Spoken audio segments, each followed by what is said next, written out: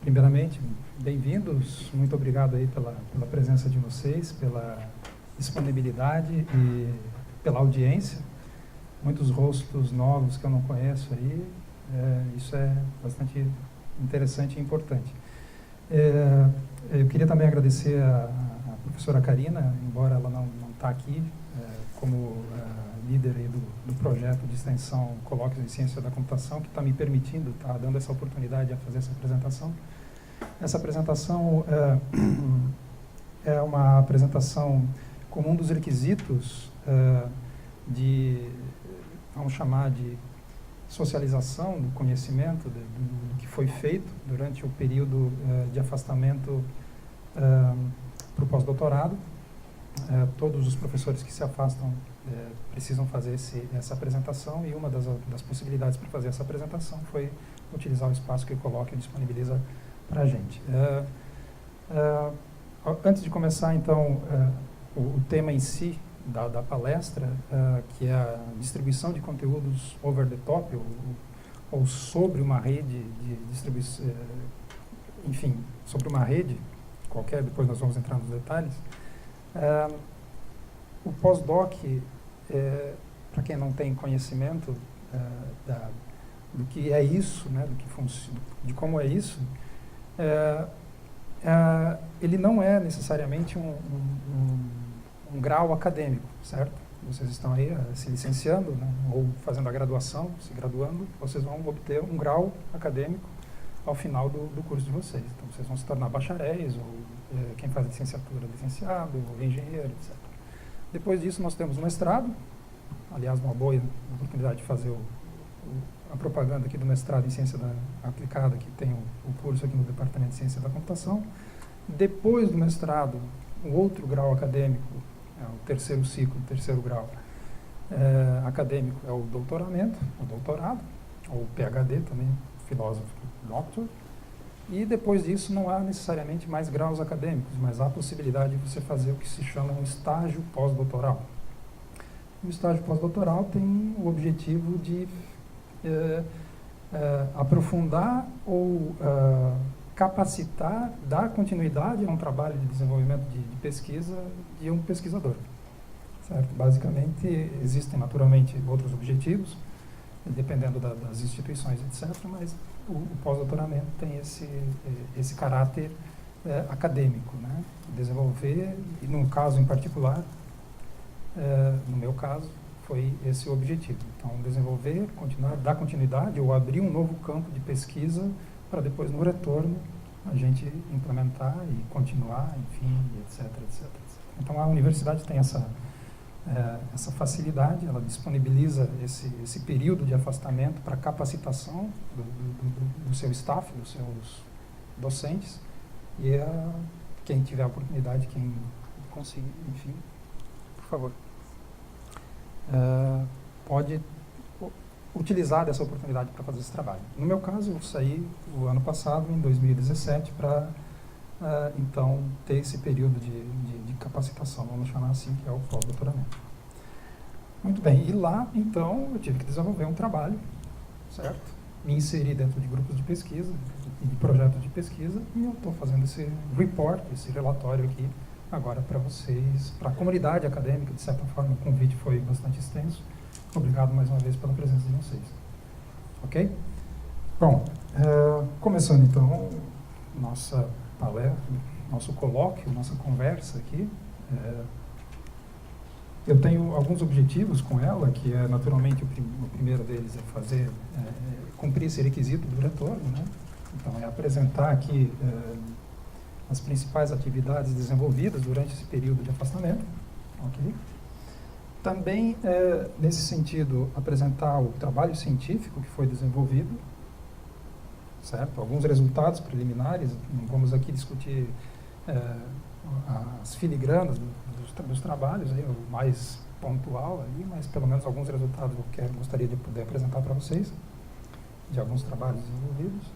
E também, não menos importante, mas complementar, um objetivo que é prospectar possíveis eventuais parcerias e colaborações na continuidade desses projetos, certo? Nós, como eu falei, eu também estou inserido no Departamento de Ciência da Computação, né? Claro. Então, dentre as minhas atribuições, estou ali para ajudar a orientar trabalho de conclusão de curso, estágios e mais no mestrado também, que eu estou inserido, também a possibilidade de desenvolver alguma pesquisa relacionada com esses temas. Ok? Muito bem.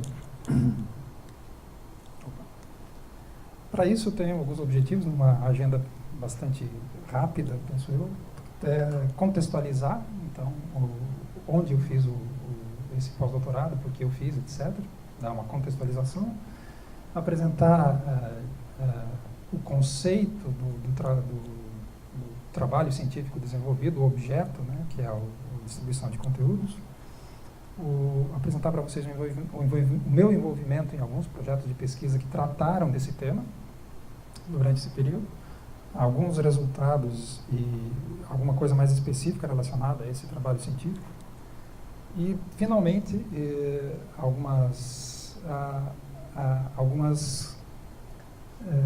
outras coisas extras aí, que são as participações em eventos que eu tive, algumas participações em bancas internacionais de escolha de bolsistas, e também relatar para vocês a submissão de um projeto de pesquisa como pesquisador principal lá para a Fundação de Ciência e Tecnologia do país onde eu estive. Certo? Então, uma breve contextualização. Aonde eu fui fazer esse pós-doutorado? Então, eu não fiz no Brasil, eu saí do país, eu estive em Portugal fazendo esse pós-doutorado. Certo? Por que Portugal? Por que não outro lugar, etc, etc. Enfim, são várias as razões, né? Dentre elas, pelo lugar onde eu fui fazer, pela proposta de trabalho, pela disponibilidade financeira, enfim, uma série de outras razões. Certo? Vocês poderiam dizer, não, foi para Portugal porque fala português. Certo? Ok. Se fala português. De fato, aliás, para eles, né, não falamos português. Para eles, nós falamos brasileiro, que são coisas distintas. Mas, enfim, é uma piadinha à parte. A língua, de fato, ela para o trabalho desenvolvido é muito pouco, é indiferente. Porque, no final das contas, a língua acadêmica, para quem ainda não sabe, é inglês. Certo? Então, independente se fosse para Portugal, para Inglaterra, naturalmente que ia haver diferenças, porque, claro, no dia a dia eu ia ter que falar inglês com todo mundo.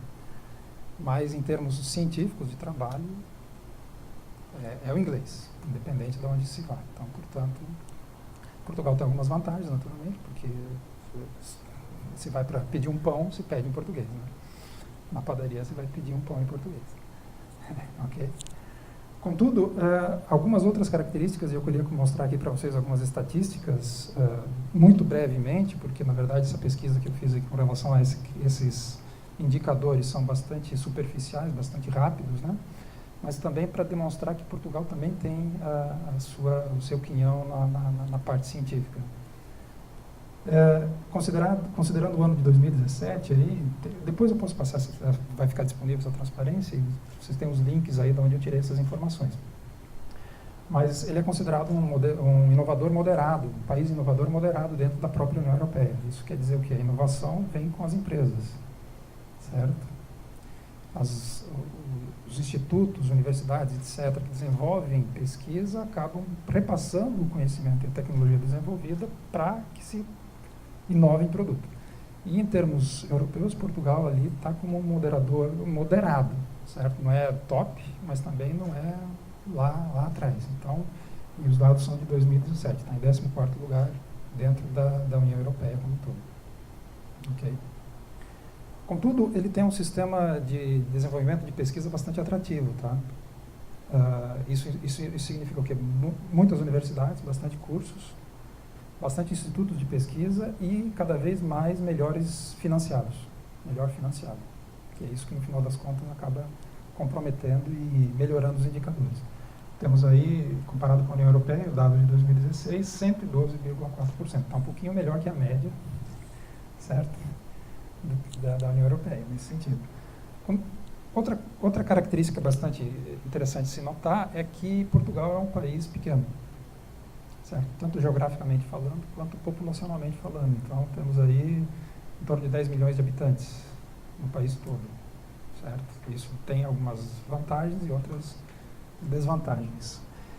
Particularmente falando sobre a pesquisa desenvolvida lá, a gente tem alguns indicadores financeiros e outros indicadores de recursos humanos desenvolvidos que eu posso mostrar aqui, que não sou como é que chama? Um diplomata aí de Portugal, né? Não sou um embaixador de Portugal para divulgar Portugal para todo mundo, mas também não sou um ufanista brasileiro, né? Então vamos colocar as coisas nos seus devidos lugares. Eu não tenho dados a respeito do Brasil, mas tenho aí a respeito de 2014, né, a respeito de Portugal com relação ao gasto, ao financiamento, ao valor orçado relativo ao investimento em pesquisa, relativamente ao produto interno bruto, certo? Então, em Portugal ali eles investem em torno de 1,29% em fazer pesquisa do orçamento geral do Estado português, certo? Não sei se, provavelmente, enfim. A União Europeia tem 2,03%. Tá? Então, ainda está abaixo da média da União Europeia, mas ainda tem ali alguma coisa bastante investida. Em termos de... O indicador que mais me chamou a atenção, no final das contas, é o FTE, o Full Time Equivalent, que é um indicador de recursos humanos associados à pesquisa, nesse caso em particular, à pesquisa. Isso indica quantas pessoas relativamente à população economicamente ativa que estão 100% dedicadas, exclusivamente, 100% do tempo a fazer pesquisa. Certo? Então, nós aqui na universidade fazemos pesquisa, nós professores, então temos um full-time equivalente. Mas no nosso caso não chega a ser 100% individualmente, porque temos outras atividades. Então, se juntarmos 3 ou 4 professores, provavelmente vamos ter um FTE. Certo? E isso depois vamos relativizar em relação normalizar em relação à população economicamente ativa. Então, Portugal ali tem 9,2% da população economicamente ativa envolvida, de 10 milhões de habitantes, façam as contas, exclusivamente 100% do tempo pesquisadores. Certo? Claro, vão ter mais pessoas no total, porque nem todos são 100%. Se você juntar a quantidade de horas total, vai dar isso aí em torno de 9,2% da população.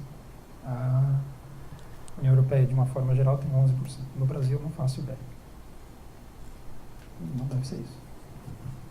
Né? Se nós temos 200 milhões de habitantes, teríamos que ter pelo menos uns 3, 4 milhões de pessoas completamente dedicadas à pesquisa para chegar perto desse número de Portugal. Não temos, definitivamente. Certo? E outro indicador bastante interessante aí é que 9,9% da produção científica entre as 10% mais citadas no mundo vem de Portugal. É desenvolvida lá. Certo? Não quer dizer que é feita por portugueses. Certo? Eu estava lá, eu tive uma produção também. Certo? Muita gente, muitos estrangeiros estão lá também trabalhando com isso. Okay? Muito bem. Só para contextualizar onde eu fui fazer, em termos de país, em termos das condições de desenvolvimento de pesquisa. Talvez o que vocês tenham percebido primeiro foi essa fotinha aqui, né? É uma foto lá de Portugal, da Praça do Comércio, em Lisboa, na capital do país. Certo? Não foi lá que eu fiz, não foi em Lisboa que eu estive. Eu estive numa outra cidade chamada Aveiro. Do lado direito aí do slide, vocês podem perceber o mapa da localização da região de Aveiro, a região de Aveiro, comparado ao mapa completo aqui do país. Tá? A organização político-administrativa, sim. Eu posso perguntar agora ou eu posso depois? Não, pode perguntar, força. É no último slide dele, esse modelo innovator, ele é que as pesquisas vão para as empresas, né? Sim. Então, isso não influencia nas outras estatísticas? Tipo, não tem uma influência em outros números? Sim. Pode abaixar? De abaixar como? Abaixar, de piorar uma outra estatística em relação à pesquisa. que são duas coisas diferentes. O resultado da pesquisa acaba sendo, algum resultado da pesquisa acaba sendo utilizado pelas empresas para fazer inovação. Mas a pesquisa tem que ser desenvolvida. Então, por exemplo, a quantidade de recursos gastas para financiar essa pesquisa, ela acaba não sendo influenciada por isso. Pode ser que alguma variável tenha, isso é independente. Mas depois a gente pode tocar nesse assunto. Pronto, só para contextualizar, então, tem algumas fotos que eu coloco aí de Aveiro. Ela é conhecida como a Veneza portuguesa, né? Tinha que dar esse toque ali por conta da areia dos canais, os canais de água do mar que entram para dentro da cidade, que não é um rio, é água salgada ali dentro. Ok? A divisão político-administrativa é um pouco diferente. Em Portugal não temos estados, temos distritos, então um distrito é composto de várias cidades e Aveiro é a capital do distrito de Aveiro, a cidade de Aveiro. Então tem uma quantidade de habitantes, comparado com Joinville, bastante pequena, mas temos lá uma universidade bastante conhecida dentro de Portugal, talvez a quinta, sexta universidade de Portugal, certo? Quarta, quinta, enfim. Temos lá o Instituto de Telecomunicações de Aveiro, que é onde eu fiz o pós-doutorado, e temos aí a famosa doçaria portuguesa com os ovos moles em Portugal. Foi aí que eu estive. Então, essas fotos são fotos reais dos lugares lá de Aveiro. Okay. Em Aveiro, como eu falei, tem o Instituto de Telecomunicações, onde eu realmente estive para fazer o pós-doutorado. O Instituto de Telecomunicações ele não é uma universidade, tá? Ele é uma entidade sem fins lucrativos, de interesse público, e ela é uma parceria entre várias outras instituições de ensino e pesquisa. Basicamente, o IT, o Instituto de Telecomunicações, só faz pesquisa. Ok? E particularmente, tanto aplicada quanto fundamental. Ok? Contudo, lá dentro do IT também, o pessoal tira, como eles chamam, tira os mestrados e doutorados. Então, os mestrandos e doutorandos ficam envolvidos com projetos de pesquisa desenvolvidos, hospedados lá dentro do IT. E como o IT está dentro da Universidade de Aveiro, no campus da Universidade de Aveiro, então as pessoas têm as aulas lá e acabam, eventualmente, trabalhando nos projetos, sendo bolsistas, etc., desenvolvendo as orientações dentro do Instituto de Telecomunicações. Certo? Em termos físicos, o IT, em termos de prédios, tal, ele é composto de 3 lugares físicos exclusivos, free sites, como eles chamam, que ficam um na cidade de Aveiro, outro na cidade de Lisboa e outro na cidade de Coimbra, e outros 4 aglomerados, ou campos, vamos chamar assim, ficam não em prédios próprios, dentro das outras instituições, na cidade do Porto, na cidade de Covilhã, Leiria e também no Esquité, em Lisboa. Certo? O IT, particularmente, tem uma expertise científico relacionado com comunicações. Novidade, né? O Instituto chama de telecomunicações. O que seria diferente? E as comunicações aqui, basicamente, sem fio e óticas.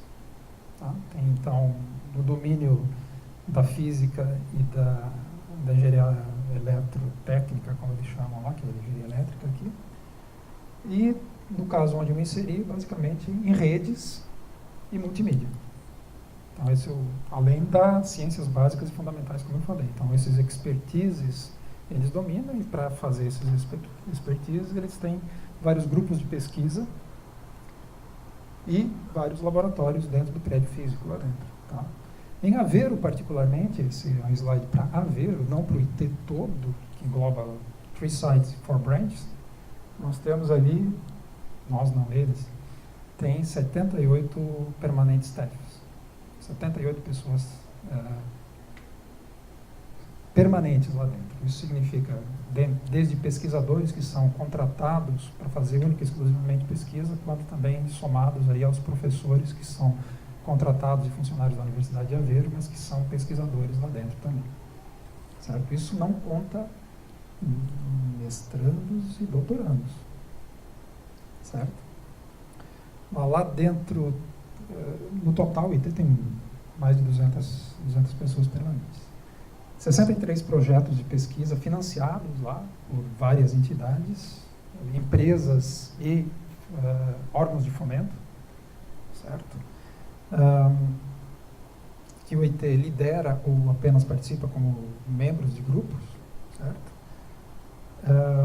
No total, acho que são mais de 160 no IT como um todo. 143 artigos de revista foram publicados em 2017, só dentro do IT em haver nos diversos grupos, enfim, em todas as áreas.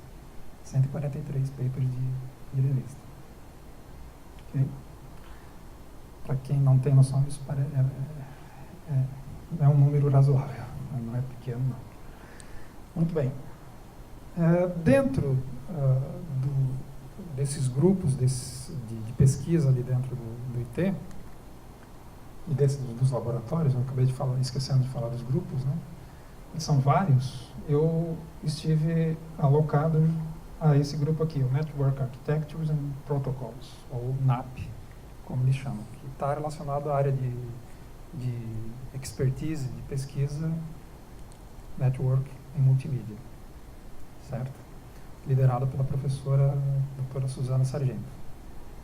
E esse grupo, em particular, também tem um laboratório físico lá dentro do prédio do IT, que são 4 no total, mas esse grupo tem um laboratório onde ficam as máquinas e as pessoas, doutorandos, mestrandos, trabalhando. Ok? Nesse ano nós tínhamos... Bom, tem um slide aí para isso, eu acho. Isso. Comentando sobre as áreas de expertise, aqui a gente pode ver uma figura.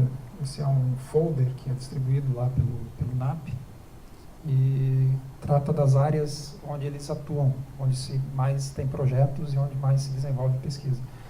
Então, eles atuam lá desde a parte mais baixa da área de redes de comunicação, especificamente com protocolos de baixo nível, para suportar basicamente cidades inteligentes e Internet of Things, sensores, certo? Sensoriamento completo, que vai acabar suportando aplicações para cidades inteligentes e monitoramento de rotas de tráfego. Eles têm bastante projetos lá com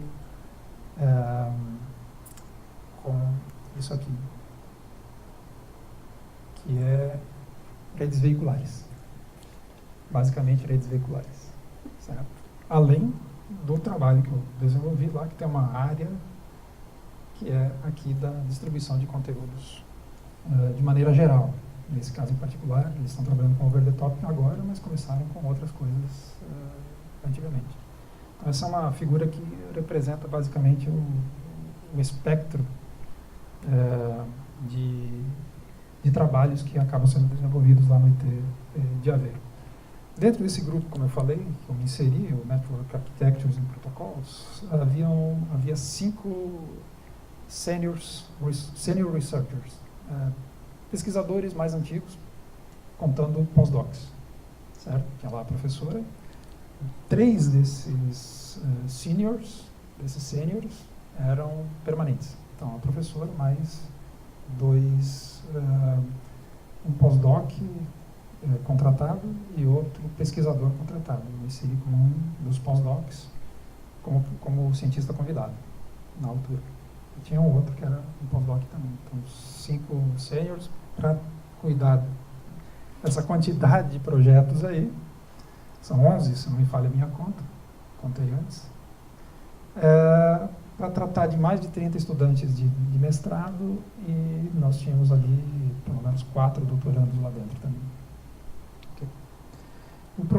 Dentre esses 11 projetos aí, que envolvem todas aquelas áreas iniciais aí, 3 deles são projetos que são financiados, todos eles, tá? Por agências de fomento ou em parceria com empresas. Os 5 seniors são full-time, no caso? São full-time para isso. Exato. Tem uma média, assim, tipo, 2, 3 por cada pesquisador, ou é tipo, tem um que é Deus ali no meio? O Deus é o líder do grupo, né? Deus é então. sim. Deus é, no caso, nesse caso em particular, é uma professora que é líder do grupo, e que é a Suzana Sargento, que ela está liderando o grupo e está em todos os projetos. Então ela tem uma percentagem pequena, como eu falei lá do FTE inicialmente, ela não tem 100% num projeto, mas ela tem 10 aqui, 10 ali, 10 ali. Então ela coordena de forma geral e acaba repassando hierarquicamente para os outros. Eu, como pós-doutorado, juntamente com o outro pós-doutorado, tomamos conta de 3 projetos. Dentro de uma área específica. E tem outras áreas, por exemplo, 5G, Fire, aqui, esse aqui. Primeiro está relacionado com redes veiculares, certo? E a possibilidade de utilização de redes de próxima geração 5G para atacar esse problema, certo? Mobilewise também. Então, um outro pós-doutorando lá estava tomando conta dessa parte desses projetos, uma série de redes. Bom, no que concerne basicamente ao objeto de estudo, de trabalho, de pesquisa desenvolvido lá, no meu caso em particular, dentre aqueles pós-docs lá, foi tratada a distribuição de conteúdo over the top.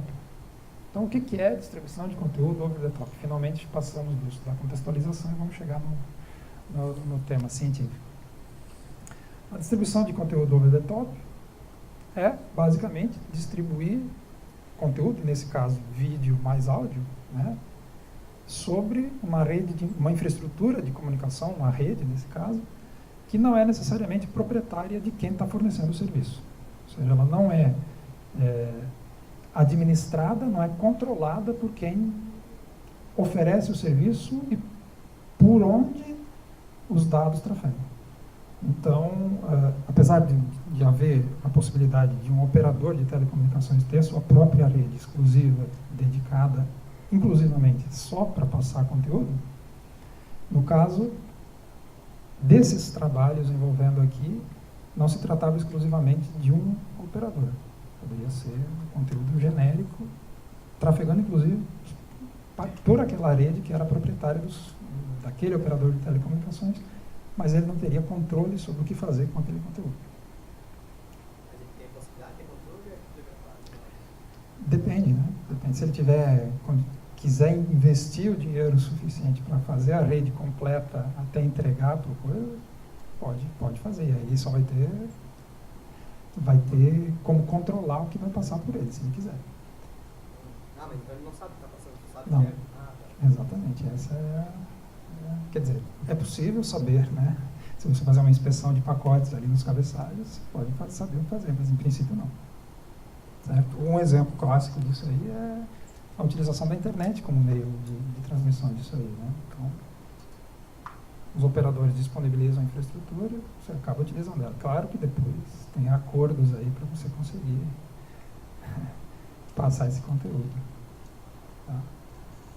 Um exemplo clássico é o Netflix. A gente paga a internet da Oi, mas recebe da Netflix. Naturalmente que a Netflix, enquanto disponibilizadora desse conteúdo, deve ter alguns acordos com a Oi para poder que o conteúdo dela passe sobre essa rede sem maiores cortes. Afinal de contas, a Oi ganha por dados trafegados. Mas isso não violaria, no caso do Marco Civil, lá, de liberdade da rede? Então, certo? Ok? Sem entrar nesses detalhes legais. Ok. Do ponto de vista técnico-científico aqui, a distribuição de conteúdos aqui é organizada com uma rede de distribuição de conteúdos. Então, ou seja, eu coloco servidores para distribuir o conteúdo, ou seja, os arquivos que têm áudio e vídeo em determinadas localizações físicas, geográficas, que correspondem ao consumo desse conteúdo o mais próximo possível dos clientes. Então, no caso, eu posso ter origins, servidores maiores e servidores menores que fazem o caching desse conteúdo, armazenamento temporário, o mais próximo dos clientes possível, e assim eu melhoro, no final das contas, a qualidade final de experiência que o usuário tem na visualização desse conteúdo, e ao mesmo tempo economizo recursos de rede, por exemplo, largura de banda, dos operadores que não são os proprietários daquele conteúdo. Então, a organização basicamente está hierarquizada numa CDN. E para tal, as transmissões ocorrem sempre de forma no modelo unicast, ou seja, comunicação direta entre um cliente e servidor, vamos colocar assim dessa forma, onde o mais, digamos, se eu tivesse uma rede proprietária como a, por exemplo, uma operadora de TV a cabo, a possibilidade, como ela é rede própria dela e o conteúdo é dela, ela pode transmitir o conteúdo por multicast, certo? Para economizar vários troncos de largura de banda quando o conteúdo é idêntico, certo? Como nós estamos fazendo over the top, ou seja, nós não temos esse controle, não conhecemos a princípio a topologia física da rede, certo? Vamos distribuir o conteúdo, não conhecemos a topologia física da rede, nem controlamos que portas de switch, portas de roteador conseguimos utilizar para fazer os grupos de multicast. Nós vamos ter que usar conexões na camada de transporte, na camada de aplicação, portanto, sempre unicast. Ok.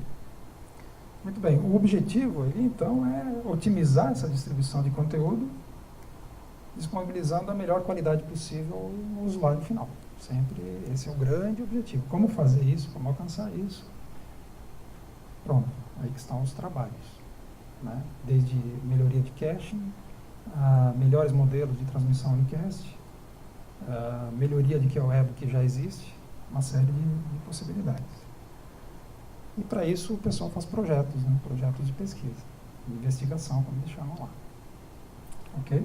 Dentre os projetos que o NAP tinha lá dentro, como eu mostrei, tem 3. O OT2 Delivery, que eu me envolvi lá, que tem como objetivo ali melhorar essa questão da distribuição de conteúdo sobre over the top. Então está ali, levando em consideração o alto consumo de conteúdo multimídia, a otimização da localização dos caches, dos vários elementos necessários para conseguir fazer a CDN para isso, etc. Certo? Uma coisa interessante aqui é fazer modelos de previsão de consumo de conteúdo. Certo? Um usuário que tem um determinado hábito de consumo de um determinado conteúdo, fazer com que a gente preveja que ele vai ver daqui a um tempo um determinado conteúdo e fazer o download desse conteúdo adiantado, de forma que quando ele vá realmente ver aquele conteúdo já esteja disponível e não precise necessariamente trafegar uma grande quantidade dele sobre a rede, ocorrendo o risco de ter ali todas as implicações que esse tráfego ocasiona, desde a alta latência, jitter, uma série de outras características não legais para esse conteúdo. E pronto, caching, várias estratégias de implementação de caching distribuído ou descentralizado, etc, etc. O Ultra TV foi outro projeto que me envolvi, e esse projeto, o anterior aqui, é financiado pelo próprio IT, com fundos do que eles consideram overheads, que são uma percentagem do dinheiro que os outros projetos, todos os projetos financiados acabam depositando num fundo próprio do IT, para que ele, então, tenha dinheiro para financiar projetos dele próprio, que ele queira financiar. Então, o OT2 Delivery é financiado dessa forma. O Ultra TV é um outro projeto, é um financiamento da empresa chamada Altice Labs. A Altice Labs é uma empresa francesa que, na verdade, comprou a antiga PT Comunicações, que era Portugal Telecomunicações, de fato, que era proprietária de toda a infraestrutura de rede cabeada do país inteiro, que é o equivalente à nossa Embratel, que foi em algum momento. E eles têm a distribuição de conteúdos como um dos serviços mais antigos dele, que era o chamado atualmente MEL, né? TV a cabo e vários outros serviços, Catch-up TV, Video on Demand, etc, etc. Então eles têm uma rede que é proprietária para isso, certo? Ainda é, porque eles são donos da infraestrutura, mas só que hoje em dia já não passa só mais vídeo, né? A internet, etc., todos os serviços de dados trafegam sobre essa mesma rede. Portanto, existem problemas ali para continuar mantendo a qualidade da distribuição desses canais, e cada vez mais, naturalmente, tem problemas, porque a qualidade, a resolução do conteúdo vai aumentando. Era SD, agora tem uma boa porcentagem de canais em HD, e o que a empresa quer é disponibilizar canais 4K. Certo? Então o bitrate ali aumenta muito, a necessidade de largura de banda, enfim, explode o modelo todo. Certo? É um projeto de pesquisa para melhorar isso aí. Certo? Nesse caso, não só melhorar as condições de distribuição, como é onde eu me envolvi, mas também a de visualização. Então, como mostrar todo o conteúdo, que são milhares de canais, centenas, de uma forma que seja possível consumir esses canais. Certo? Muito bem.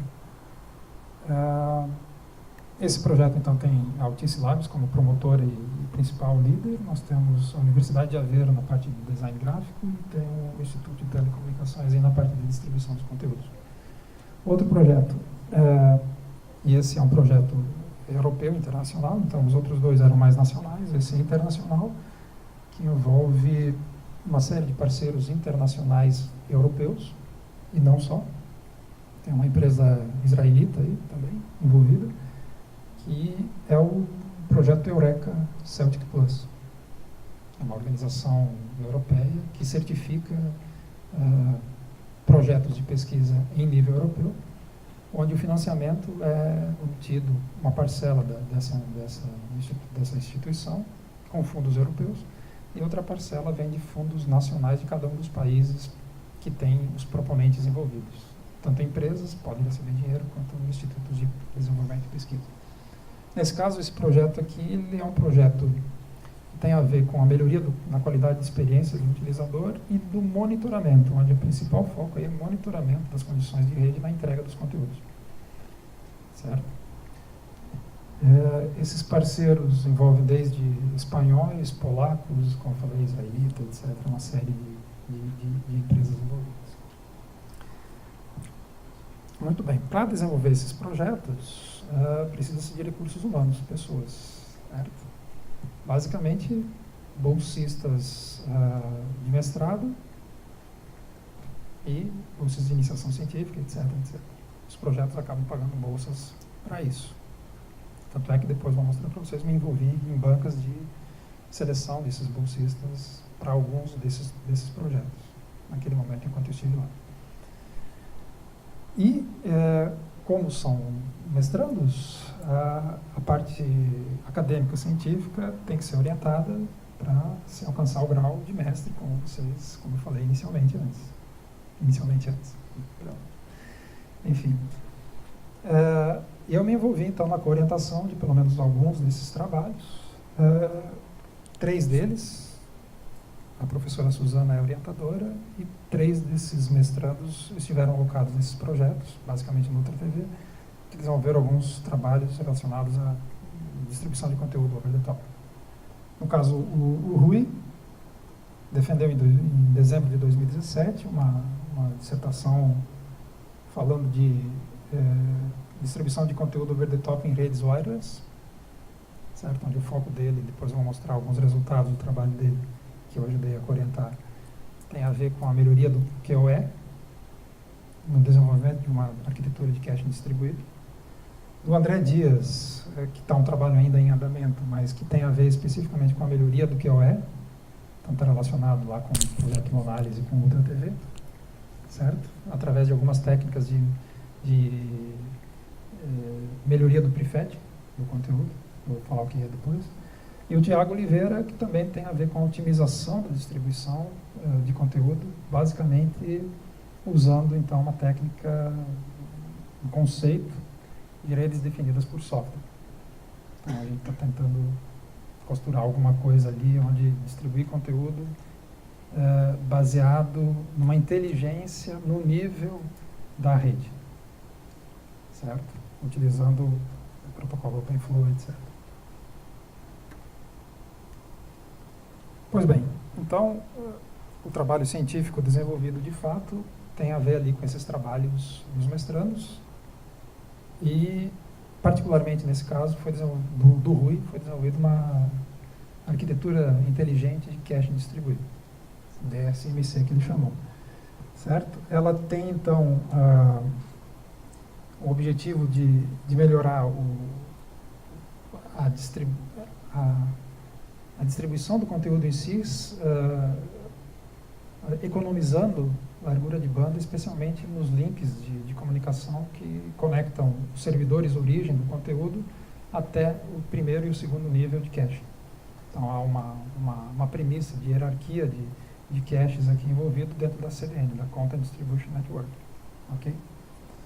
Então, para desenvolver essa arquitetura, ele utilizou aqui um mecanismo chamado Consistent Hashing, que tem a ver lá com das redes peer-to-peer, mas não é bem peer-to-peer nesse caso, para distribuir o conteúdo entre as diversas edge caches, as mais próximas do utilizador possível, de uma forma harmonizada, para fazer com que o cliente, quem vai ver o vídeo, no final das contas, acesse aquela cache, mas acesse o conteúdo de forma global. Então, pode não necessariamente estar naquela cache, vai ser fornecido por outra edge cache sem necessariamente chegar no origin.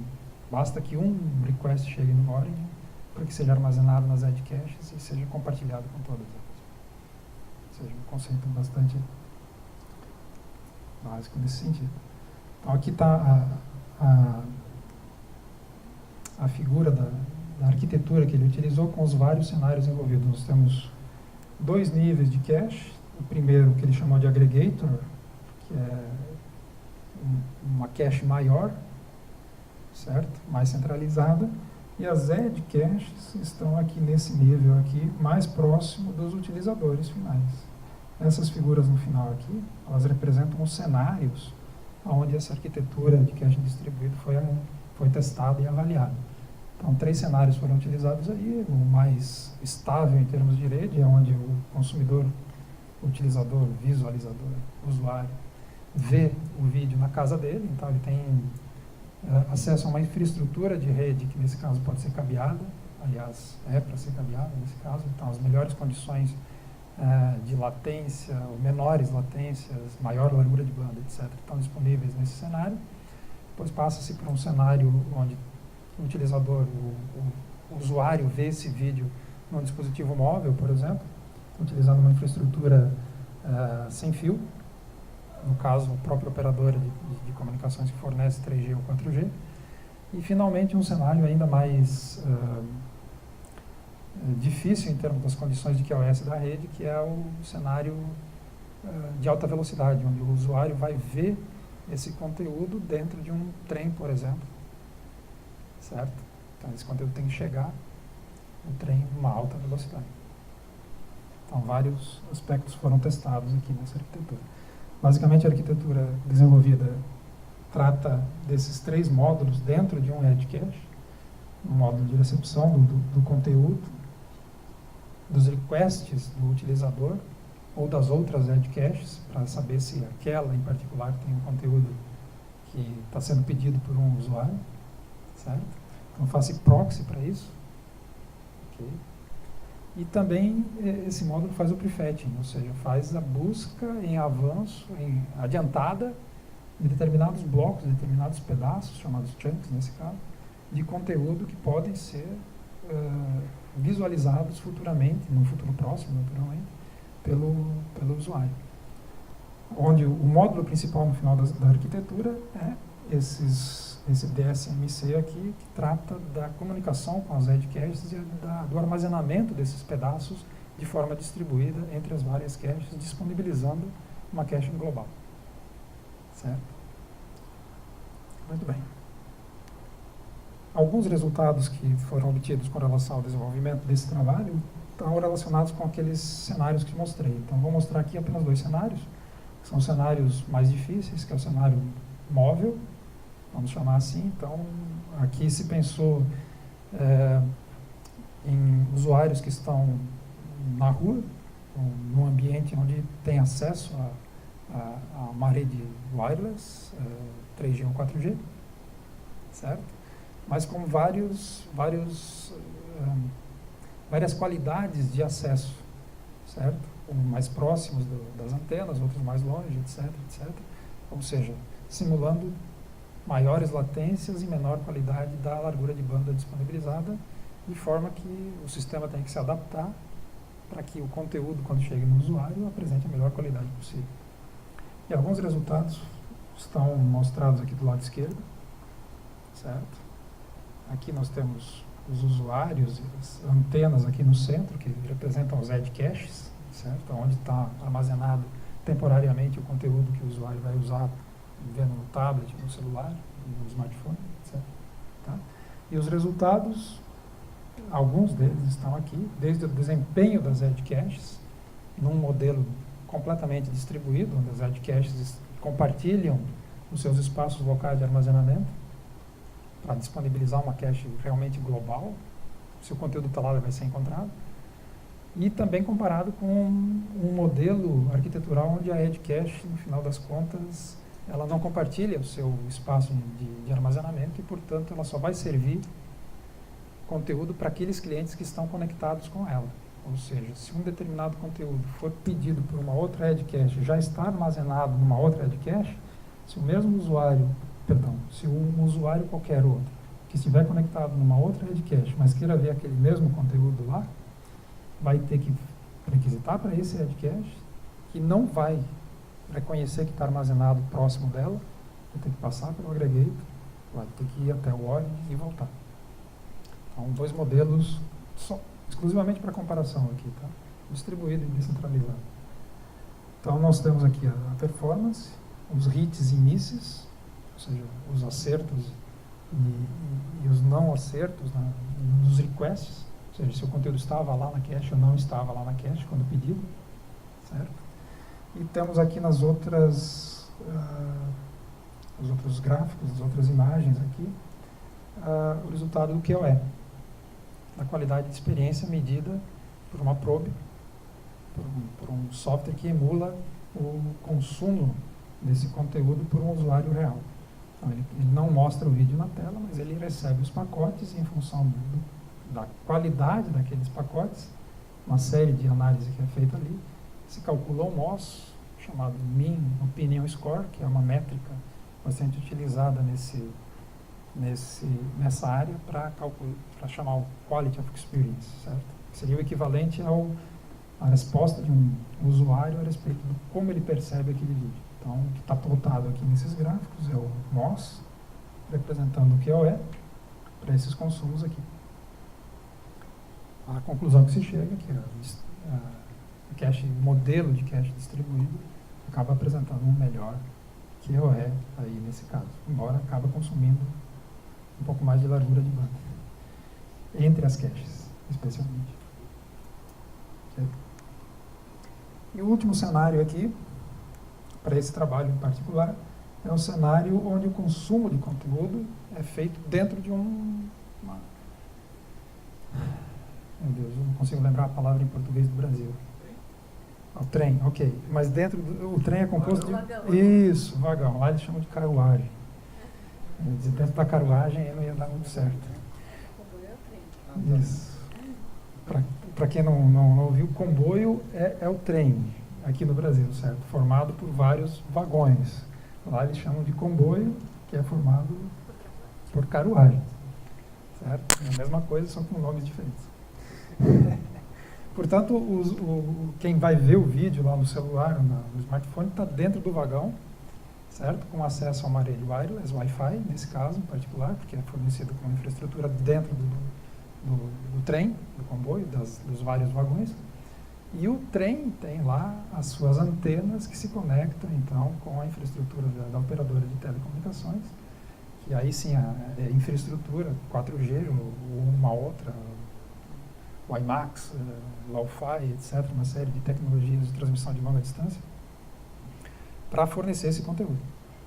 Então, nós temos não só problemas com essa transmissão do trem para a infraestrutura, para as várias antenas disponíveis em função do itinerário que o trem faz, certo? Mas também da velocidade e também de outros obstáculos físicos, que foi a nossa preocupação naquele momento, no desenvolvimento desse trabalho, que eram os túneis, certo?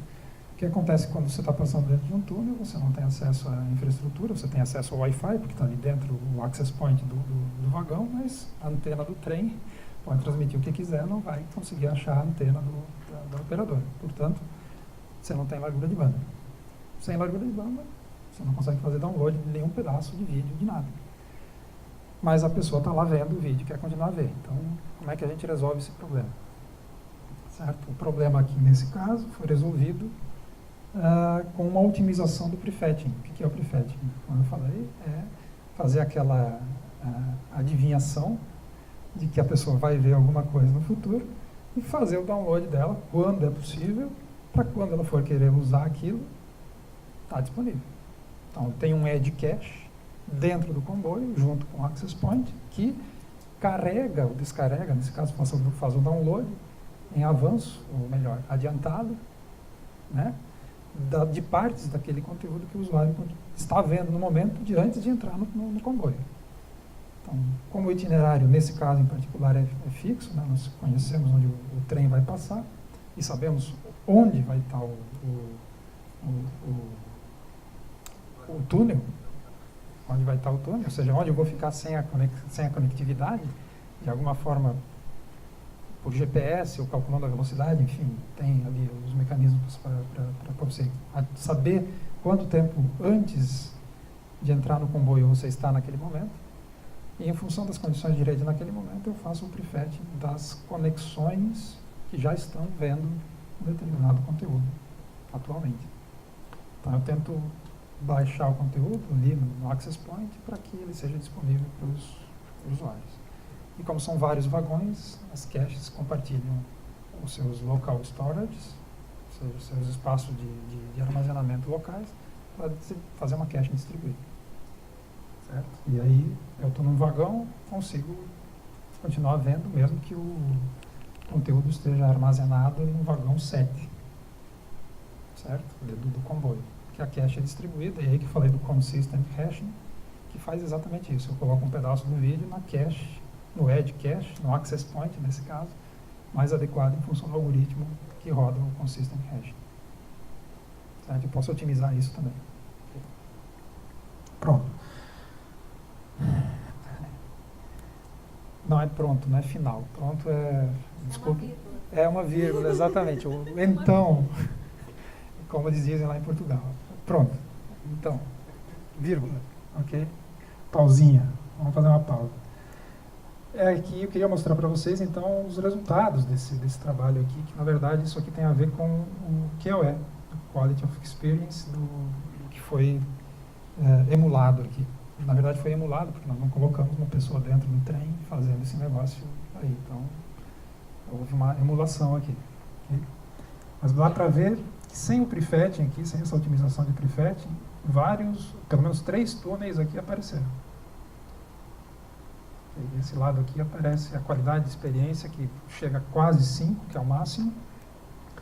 Quando você tem as condições de rede necessárias para fazer esse tráfego, não há perda de pacotes, a largura de banda é razoável, ela tem que ser controlada, dominada, né, pelo menos dentro de uma faixa usável, né? E a qualidade cai conforme você entra no túnel, porque tem uma bufferização, uns 30 segundos de buffer aí que você sempre vai ter no próprio player, né? Depois você acaba consumindo dos edge caches. Então ela vai caindo, depois cai no mínimo. Quando sai do túnel, ela vai bufferizando novamente e depois melhora constantemente quando as condições de rede se estabilizam. E quando a gente aplica esse algoritmo, quando a gente aplicou essa estratégia aqui, a gente percebe que os túneis nem aparecem nos resultados de QoE. Então, bastante prático, bastante usável isso, nesse sentido. Sim. Esse edge cache é um equipamento especial que vai ficar na frente? Na prática, quando o projeto estiver completamente implementado, a ideia é que haja um appliance para isso, que haja um equipamento, ou seja, alguma coisa que esteja embutida ali, que tenha um HD, que tenha um storage junto do access point, por exemplo. Um access point com A estrutura física, senão não é uma questão da aplicação, da aplicação que está rodando, é uma questão da estrutura física. da estrutura, você tem que ter uma infraestrutura para isso, sim, sem dúvida. Atualmente, como é que o pessoal tem feito isso aí? Eles têm usado como edge caches equipamentos de processamento de uso genérico normal, basicamente o quê? Arduinos, Raspberry Pis. Cada Raspberry Pi ali tem uma capacidadezita ali, e naturalmente é pequena, mas acaba utilizando isso.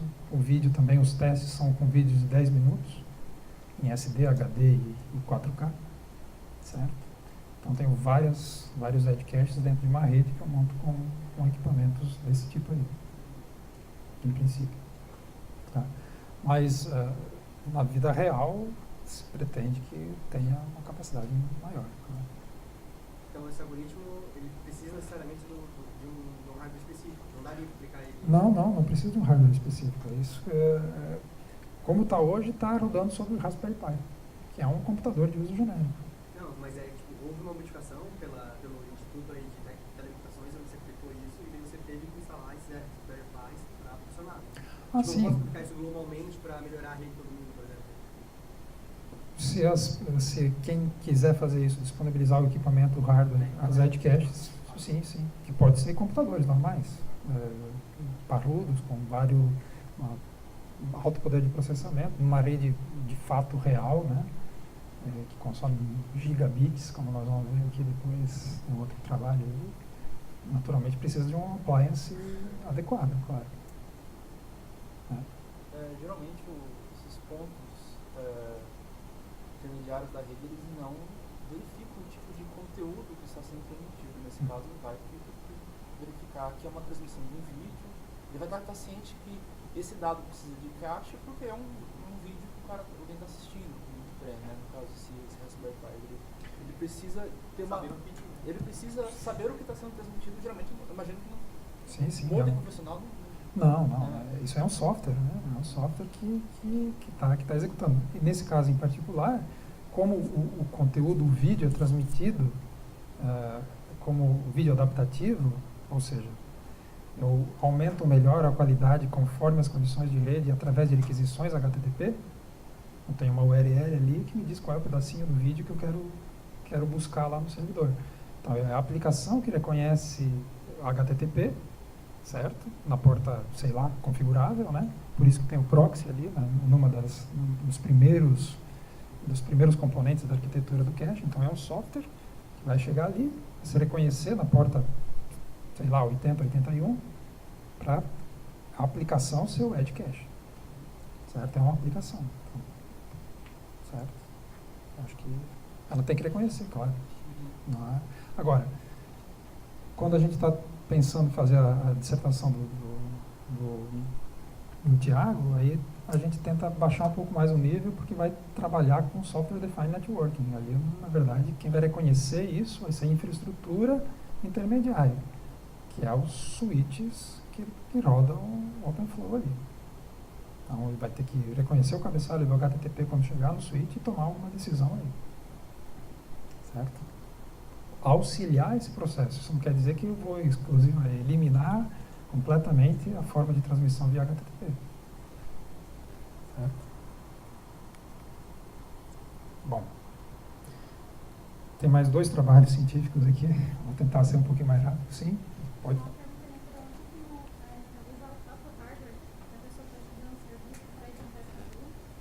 Sim. Isso é o player que executa no hardware que a pessoa está utilizando acaba fazendo uma certa bufferização. Nesse caso. Maior, depender também do hardware que a pessoa tem. Mas pouparia de usar o hardware, por exemplo, Sim. Esse processo é um pouco mais delicado porque, imagina, se você é exclusivo para ti, tá? Se você fizer um download de 5 GB e armazenar no teu espaço e você não consumir aqueles 5 GB, você usou recursos, certo? Tem que ter outras formas de otimização quando você faz no teu próprio. Você está fazendo no edge cache, por quê? Porque você vai compartilhar aquele conteúdo com outros usuários que vão querer usar também. Então faz sentido você usar os recursos de rede para baixar alguma coisa a mais. Porque alguém vai consumir aquilo. Não faz sentido você usar a largura de banda para deixar simplesmente o conteúdo ali parado e ninguém usar. Alguém vai perder dinheiro. Né? No final das contas é isso. Tem um plano de dados, você paga por gigabit recebido. Certo? Megabyte. Sei lá, enfim. Pronto. Mais uma vez, pronto. Já está. Os trejeitos portugueses. Pronto. Um ano já faz isso. Né? Outro trabalho que foi desenvolvido lá é um modelo de previsão de consumo de largura de banda de maneira geral para esse tipo de rede de distribuição de conteúdo. Então, Forecasting Bandwidth Consumption Model é o que o Thiago acabou desenvolvendo inicialmente. Esse trabalho ele tem como objetivo aqui modelar o consumo de largura de banda com várias estratégias de transmissão de conteúdo, tendo em vista o crescimento do consumo desse tipo de serviço. Então, as redes, por exemplo, naquele operador que eu falei ali anteriormente, que tem a rede própria deles, inclusive, ele quer verificar se no futuro ele consegue manter a infraestrutura que ele tem ou quando que ele tem que comprar mais equipamento, quando ele tem que melhorar a infraestrutura dele, ou se mesmo vale a pena ele mudar do modelo de distribuição de conteúdo que ele tem, que é baseado exclusivamente em multicasting hoje em dia. Então, a rede dele está preparada para fazer multicast, ou seja, ele investiu uma grana razoável em equipamento de transmissão de dados que faz multicast em nível de hardware, né? Tem que ser rápido para isso, para uma infraestrutura completamente genérica baseada unicamente em OTT. Ou seja, ele mesmo tira lá os roteadores que são multicast, coloca roteadores normais para fazer comutação de pacotes unicast. Certo? Então, esse trabalho aqui foi desenvolvido lá também durante esse período e levando em consideração horizontes de 3 ou 4 anos seguintes, certo?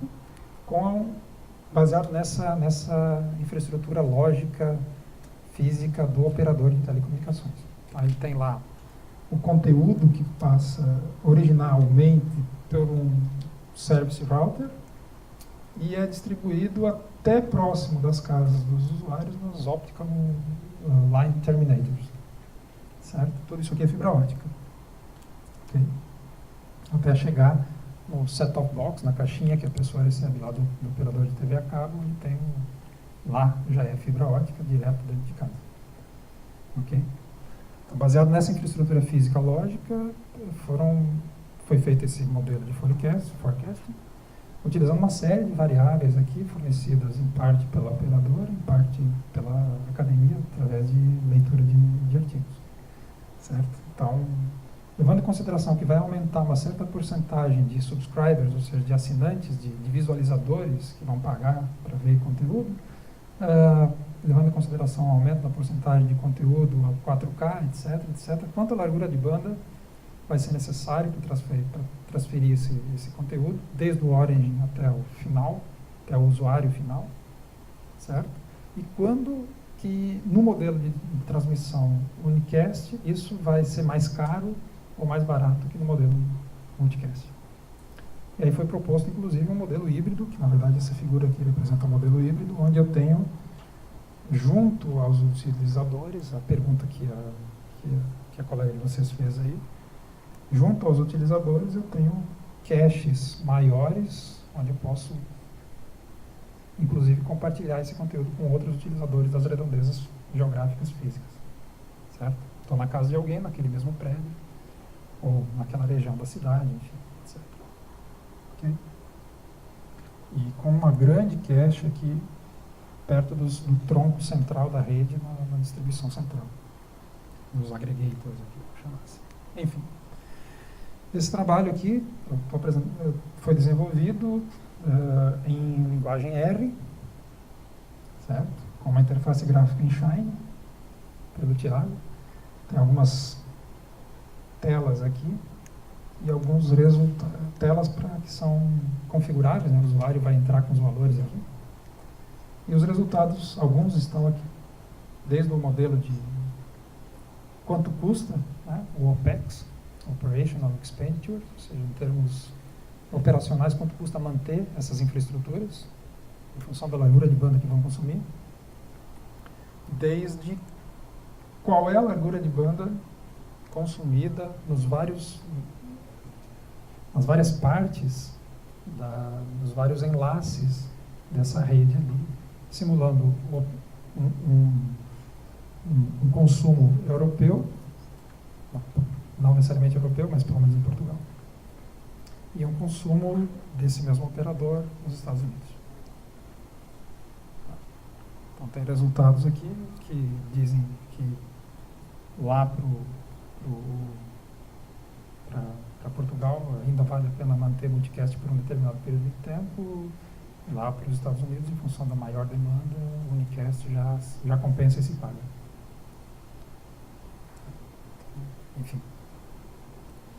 Outro trabalho, vai ser mais rápido esse, é o trabalho com redes definidas por software, que o Thiago também está desenvolvendo, que é um branch daquilo, que é um caminho que ele tomou da simulação unicast multicast, vamos chamar assim, mas que aqui tem a ver com a utilização do protocolo OpenFlow, naquele conceito de redes definidas por software, para melhorar o tráfego entre as edge caches, basicamente. Certo?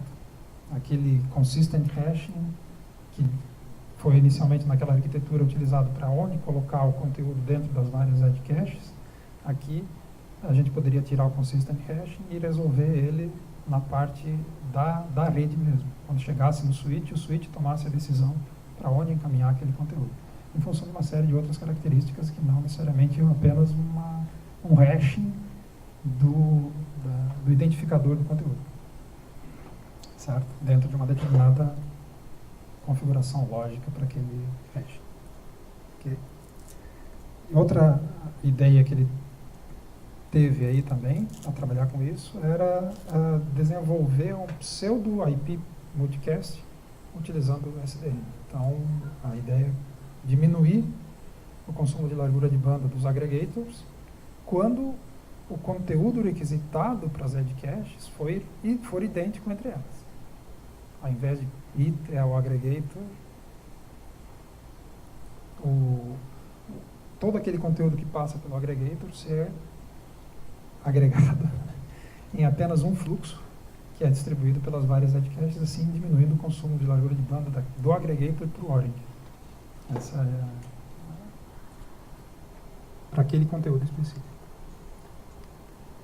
Muito bem, e o outro trabalho desenvolvido aqui foi o trabalho do André Dias, que tem a ver com a melhoria da qualidade de experiência, baseado no fine-tuning do prefetching.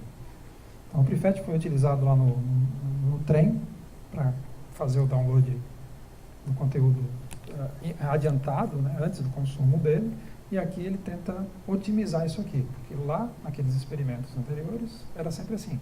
Agora eu posso fazer prefetch, então pega sempre o pedacinho do vídeo que eu estou vendo agora, faz o download, e junto com esse request vai um pedido para mais 2 chunks, mais 2 pedacinhos. Esse pedido de prefetching é sempre idêntico, de 2 em 2. Contudo, se todos os utilizadores, todos os requests forem sempre de 2 em 2, eu acabo saturando a minha rede só com o prefetching e vou acabar diminuindo a qualidade de experiência de quem está vendo o conteúdo atual, porque ainda tem largura de banda. Então, se eu saturar com prefetching, eu perco a qualidade do que realmente ainda é possível ver. Não adianta fazer prefetching. Então, eu tenho que otimizar isso aí. E essa otimização pode ser feita de diversas formas, e ele está lá testando uma possibilidade com a utilização de algoritmos de tomada de decisão baseado em múltiplos critérios, onde eu, dependendo do conteúdo, dependendo das condições de QoS da rede, faço mais ou menos prefetching para um determinado conteúdo, um determinado usuário, para otimizar essas características, certo? Basicamente, ele tem essa arquitetura inicial aqui, onde ele faz um monitoramento das características de QoS, que é a largura de banda, jitter, latência e perda de pacotes, basicamente essas 4 características de QoS. E, em função delas, basicamente dessa formuleta aqui, que é as métricas vezes o peso, moderado por um limite máximo de prefetching, ele faz os pedidos de prefetching. Isso aí também está avançando para um outro caminho, está indo em desenvolvimento, portanto, em que isso aí vai ser otimizado ainda mais, tá? Com outros mecanismos, outras ideias. Isso ainda não tem resultados finais, está ainda sendo desenvolvido, alguns gráficos estão prontos, mas não disponíveis. Pronto, em termos de trabalho científico, esses 4 trabalhos básicos foram as principais linhas desenvolvidas lá durante esse período, certo? E algumas atividades extras, como eu falei inicialmente, que eu queria mostrar para vocês, foram a participação em alguns eventos, aí tem alguns posters de participação, algumas conferências aqui, internacionais, foi a 66, e o InForum, são 2 conferências, o InForum é português, nacional português, e alguns eventos, um lá no departamento da universidade e outro no Tech Days, que é uma feira de informática e feira digital de uma maneira geral, a maior de Portugal, se não me falha a memória, que foi lá em Aveiro nesse dia, e participei lá no stand do IT apresentando alguns trabalhos do grupo. Okay. Como eu falei lá inicialmente também, e para motivar vocês inclusive, caso tenham interesse, eu participei lá nesses projetos, sempre tem chamadas internacionais de bolsistas, então eles precisam de gente, abrem chamadas internacionais, e eu participei de bancas para pelo menos 5 chamadas durante esse período para 2 projetos. O T2 Delivery foram 3 chamadas, contratação de 2 bolsistas, uma falhou, e do Ultra TV, contratação de 2 bolsistas também.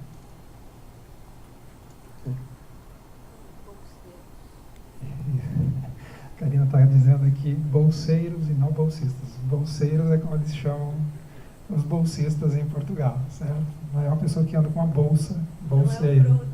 Não é o Frodo. Boa. É um bolsista, certo?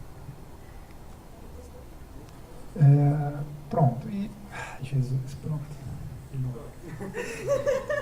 Eu vou levar um tempo para me livrar do pronto. Do telemóvel, né?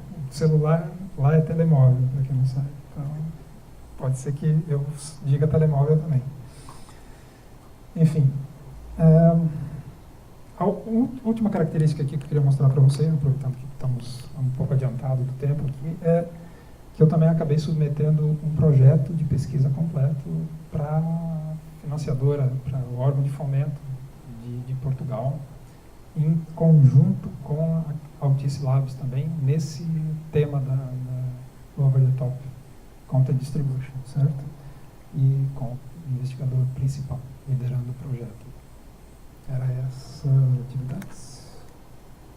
Pronto, tem umas final considerations aqui a respeito do processo como um todo, né? Aproveitar a oportunidade. Dizer aí que, para mim, especialmente, o Postdoc foi uma ferramenta bastante importante, e agradecer à universidade pela disponibilidade, né? Tá podendo fazer isso aí. E que o Postdoc, de uma maneira geral, né, não só para mim, mas para quem quiser, eu penso e vejo dessa forma, especialmente porque eu tive a oportunidade de fazer e de estar lá, né? Ela tem ali nesse caso em particular que eu fiz fora, inclusive, tem uma possibilidade de fazer parcerias internacionais de longo prazo. Você acaba trabalhando com pessoas lá, né? Trabalhando em projetos de pesquisa, conhecendo, etc. Se o trabalho for bem feito, tem possibilidades.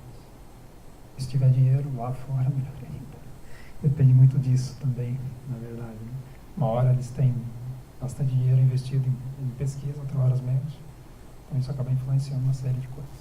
Esse é um momento bom, por enquanto, por incrível que pareça, lá. Tá bom. Como eu falei, eu não sou ufanista e também não sou embaixador. Então, ficar sem comentário. Cada um pense o que quiser. Também é uma ferramenta bastante importante para melhorar e aumentar a produção intelectual, conhecimento, etc. Como é bem esperado isso.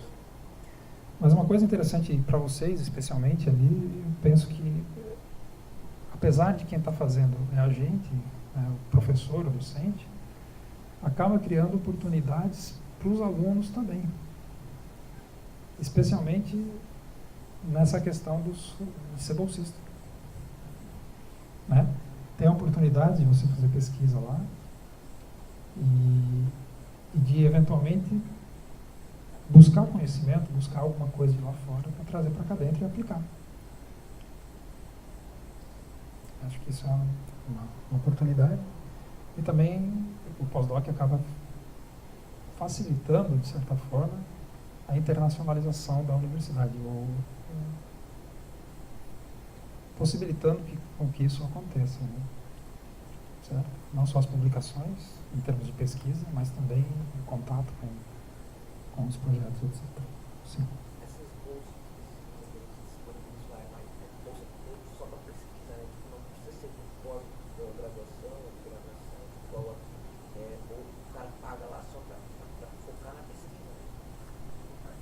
A pergunta do Lucas aqui na frente, ela está relacionada, não sei se vocês ouviram, sobre a natureza da bolsa que eu acabei comentando aqui, né? Perguntou se a bolsa paga só para a pessoa fazer pesquisa exclusivamente. A resposta curta e grossa é sim. Nesse caso, a bolsa é para você se dedicar a fazer uma atividade, uma tarefa que está relacionada com o que o projeto quer. Não, em princípio não. Em princípio não, mas naturalmente que se você for um estudante da universidade, você vai ter vantagem. Você vai ser, porque você está dentro do meio acadêmico, você conhece e está apto e disposto, certo? Para fazer isso aí. O que acontece de forma geral é como um dos objetivos do IT também é fazer o hosting, né, hospedar estudantes da universidade para ajudá-los na formação, que eles falam de melhorar a aprendizagem, etc., etc., é que os bolsistas acabam aliando a atividade acadêmica com a atividade de pesquisa, ou seja, tu tens lá mestrandos que estão trabalhando nas atividades dos projetos e que acabam transformando aquilo, mestrandos e doutorandos, no tema de pesquisa deles, e acaba gerando, então, a dissertação, a tese, etc.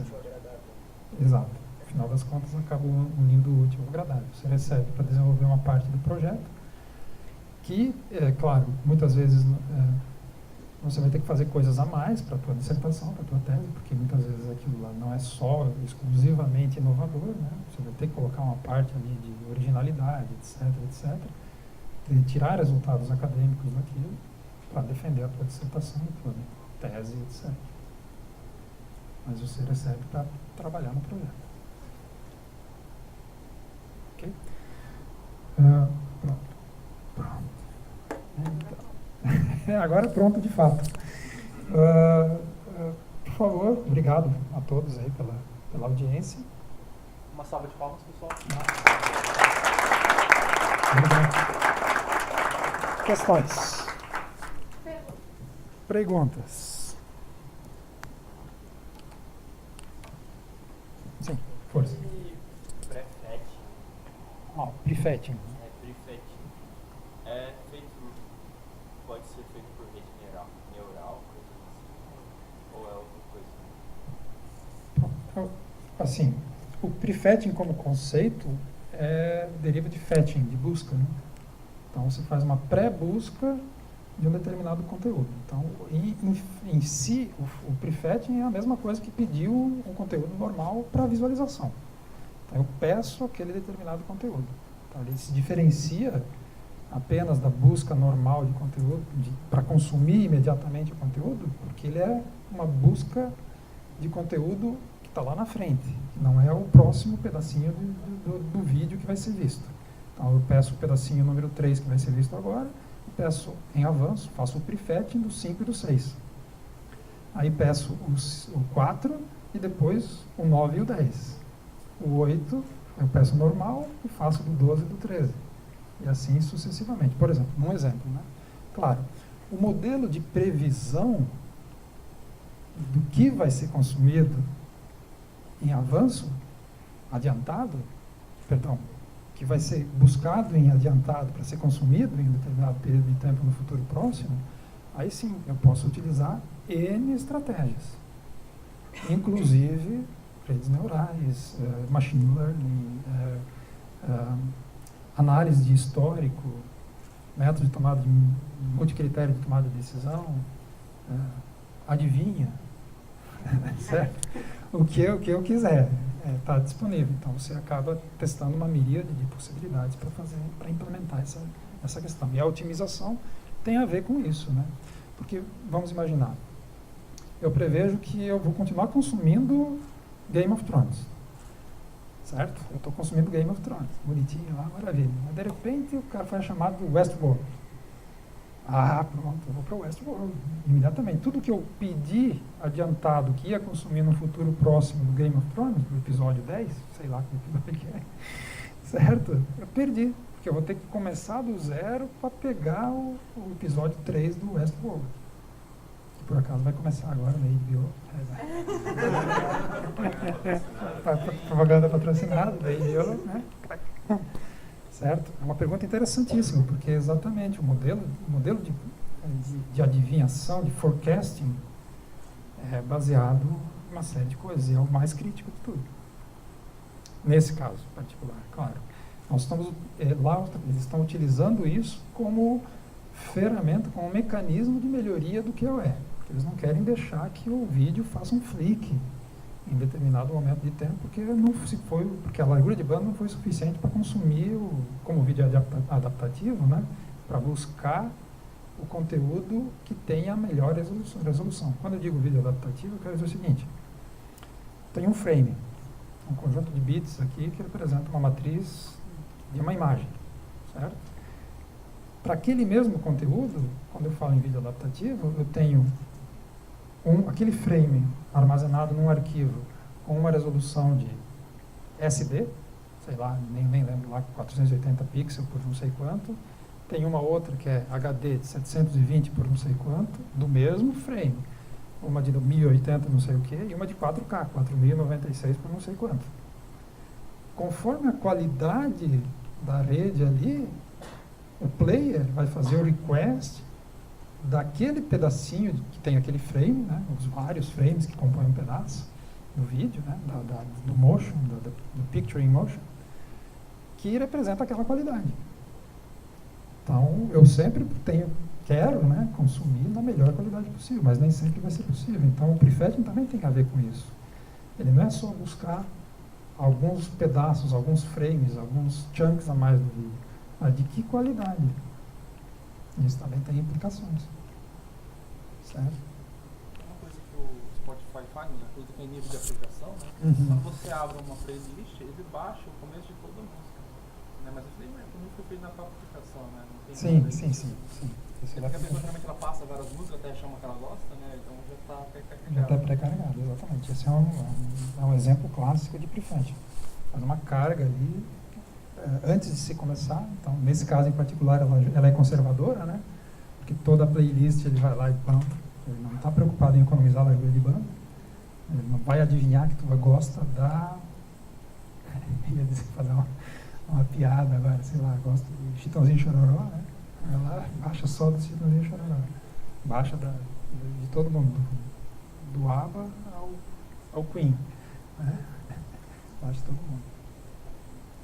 Então, mas isso é feito sim na aplicação, da mesma forma que o player de vídeo, VLC, ou da Microsoft, ou qualquer player ali, ou no caso dos otimizados e proprietários, que são os da Mel, da Otis Labs, da Vivo, sei lá, de quem você coloca o set-top box em casa, que é otimizado e privado deles, né?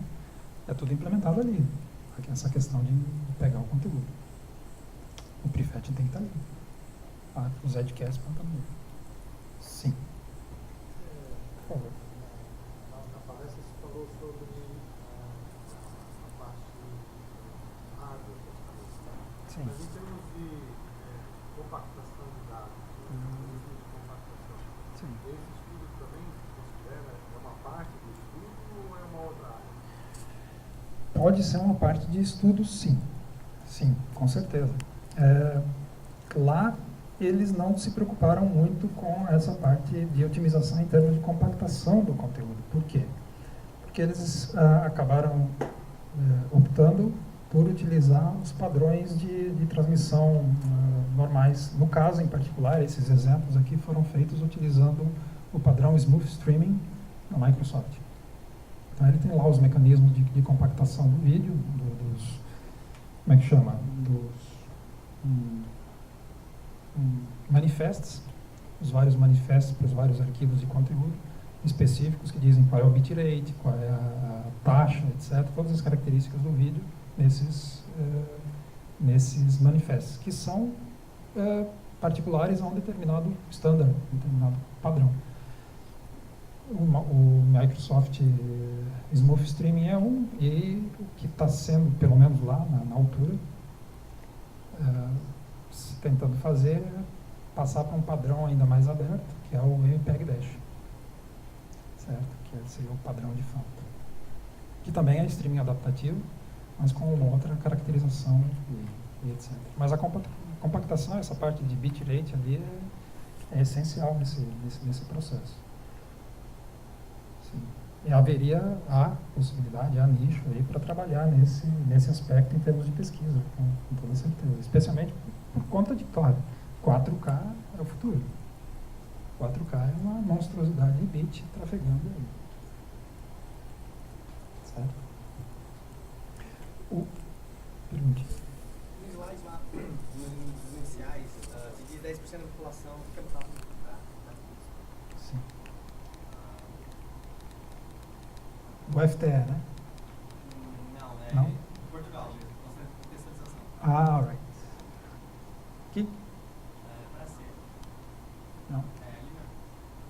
Aqui? Diz que 10% da população do país é envolvida em pesquisa e mesmo assim ele é considerado um inovador, um país inovador moderado. Da população economicamente ativa, tá? Ah tá, sim, mas aí ele então ele considera pesquisa não é igual à inovação. Tá? Não necessariamente, mas eu acho que isso não é em lugar nenhum. Parece muito. Aí 10% para ser considerado só moderado, acho Sim. que é meio, Sim, aí tem a ver com o conceito de eficiência, né? O orçamento é mais baixo.